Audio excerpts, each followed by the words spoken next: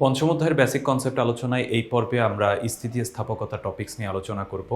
এখন স্থিতিস্থাপকতা, যখন কোনো বস্তুকে বল প্রদান করা হয় তখন তার ভেতরে একটি বিকৃতি ঘটে এবং এই বিকৃতির জন্য একটি পাল্টা বলের সৃষ্টি হয়। বলটি সরিয়ে নিলে বিকৃতির অবসান ঘটে এবং বস্তুটি পুনরায় তার আগের অবস্থায় ফিরে যায়। পদার্থের এই ধর্মকে স্থিতিস্থাপকতা বলে। মানে পদার্থের যেই ধর্মের কারণে বস্তুর বিকৃতি করলেও বস্তু পূর্বের অবস্থায় ফিরে যেতে পারে সেটাকে আমরা বলি স্থিতিস্থাপকতা। স্থিতিস্থাপকতার সীমা, যেই সীমার বেশি বল প্রয়োগ করলে বস্তু সম্পূর্ণরূপে পূর্বের আকারে ফিরে পায় না, এই সীমাকে স্থিতিস্থাপকতার সীমা বলে। মানে একটা জিনিসকে বাঁকা করলাম, ছেড়ে দিলাম, পূর্বের অবস্থায় চলে যাবে। বাঁকা করতে করতে একটা পর্যায়ে ছেড়ে দিলে আর পূর্বের অবস্থায় যেতে পারবে না, মানে পার্মানেন্টলি বেঁকে যাবে। এই যেই সীমা পর্যন্ত পূর্বের অবস্থায় ফিরে যেতে পারে বা যেই সীমা ক্রস করলে পার্মানেন্টলি বেঁকে যাবে, সেই সীমাটাকেই স্থিতিস্থাপকতার সীমা বলা হয়। বিকৃতি, স্থিতিস্থাপক সীমার মধ্যে বাহ্যিক বল প্রয়োগ করলে কোনো বস্তুর আকার বা আয়তন বা দৈর্ঘ্যের যে পরিবর্তন ঘটে তাকে বিকৃতি বলে। বিকৃতির কোনো একক নেই, কারণ বিকৃতি হলো দুটি রাশির অনুপাত বা দুটি একই রাশির অনুপাত মূলত।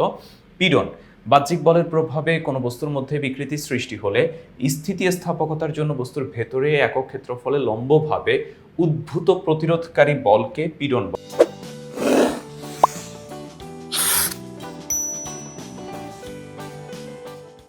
পীড়নের একক নিউটন পার বর্গমিটার বা প্যাসকেল।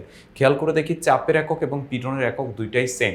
আর এই ক্ষেত্রে কি বলা হয়েছে যে আমি যখন বাহ্যিকভাবে বল প্রয়োগ করা হবে, এই বলের বিপরীতে বস্তুর অভ্যন্তরে প্রতি একক ক্ষেত্রফলে যে বাধার সৃষ্টি হবে তাকে আমরা বলবো হলো পীড়ন। স্থিতিস্থাপক গুণাঙ্কের সংজ্ঞা, পীড়ন এবং বিকৃতির অনুপাতে একটি ধ্রুবক, এই ধ্রুবকটিকে বস্তুর উপাদানের স্থিতিস্থাপক গুণাঙ্ক বা ইয়াং মডুলাস বলা হয়ে থাকে। হুকের সূত্র হচ্ছে স্থিতিস্থাপক সীমার মধ্যে পীড়ন বিকৃতির সমানুপাতিক, অর্থাৎ পীড়ন সমানুপাতিক বিকৃতি। এইখানে বিভিন্ন পদার্থের ইয়াং মডুলাস দেয়া আছে, এগুলো একটু মনে রাখার চেষ্টা করবে। এটা হচ্ছে গিগা প্যাসকেল ইউনিটে দেয়া।